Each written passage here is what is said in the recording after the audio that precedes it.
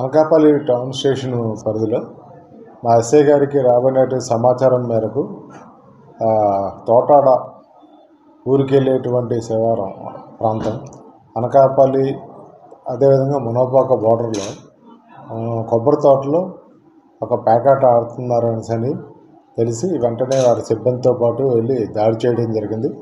ఆ శిబిరంలో దాదాపు ఒక 15 మంది నుంచి 20 మంది దాకా ఆడుతున్నారని తెలిసింది. ఆ క్రమంలో వెళ్ళి పట్టుకుంటే 3 పర్సన్స్ దొరికారు. ఆ 3 పర్సన్స్ కూడా ఒకరు కాకినాడ, మరొక వ్యక్తి వచ్చి కేడిపేట రోలుగుంట మండలం, అదేవిధంగా ఇంకొక వ్యక్తి వచ్చి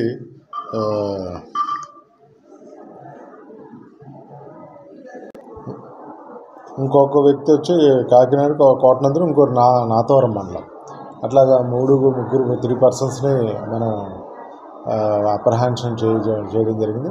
వాళ్ళ దగ్గర సుమారు 5,11,600 రూపాయలు డబ్బులు సీజ్ చేశాం. వాటితో పాటు వాళ్ళ దగ్గర 4 సెల్ ఫోన్లు కూడా సీజ్ చేశారు. తర్వాత సుమారు ప్యాక్ ముక్కలు ఎవరైతే ఉన్నారో అవన్నీ కూడా మనం సీజ్ చేసి వాళ్ళని నేను అరెస్ట్ చేయడం జరిగింది. అదేవిధంగా ఇందులో ఎవరెవరైతే మిగతా వాళ్ళు పారిపోయారో వాళ్ళ పేర్లు కూడా గుర్తించడం జరిగింది. వాళ్ళ ఫోన్ నెంబర్స్, వాళ్ళ తాలూకా డీటెయిల్స్ అన్నీ కూడా. సో వాళ్ళని కూడా ఈ కేసులో అరెస్ట్ చేయడం జరుగుతుంది. అవన్నీ కూడా వెరిఫై చేస్తున్నాం. ఇప్పుడు ఈ 3 మీద మాత్రం ఎటువంటి కేసులు లేవు. మిగతా వాళ్ళని కూడా తీసుకొచ్చి వాళ్ళు గతంలో ఎటువంటి కేసులు చేశారు, ఇటువంటి కేసులే వాళ్ళు రొటీన్గా చేస్తున్నారా లేదో కూడా వెరిఫై చేసి, సో వాళ్ళ మీద కూడా ఇలాగ రొటీన్గా కనుక చేసినట్టుంటే ఆ విధంగానే వాళ్ళ మీద గ్యాంగ్ కింద బిఎన్ఎస్ యాక్ట్ కింద కూడా కేసులను నమోదు చేస్తాం.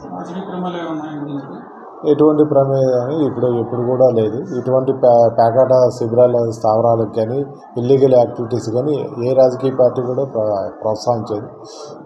కానీ అటువంటి ఏమీ కానీ ఇప్పటి వరకు ఎటువంటివి లేవు.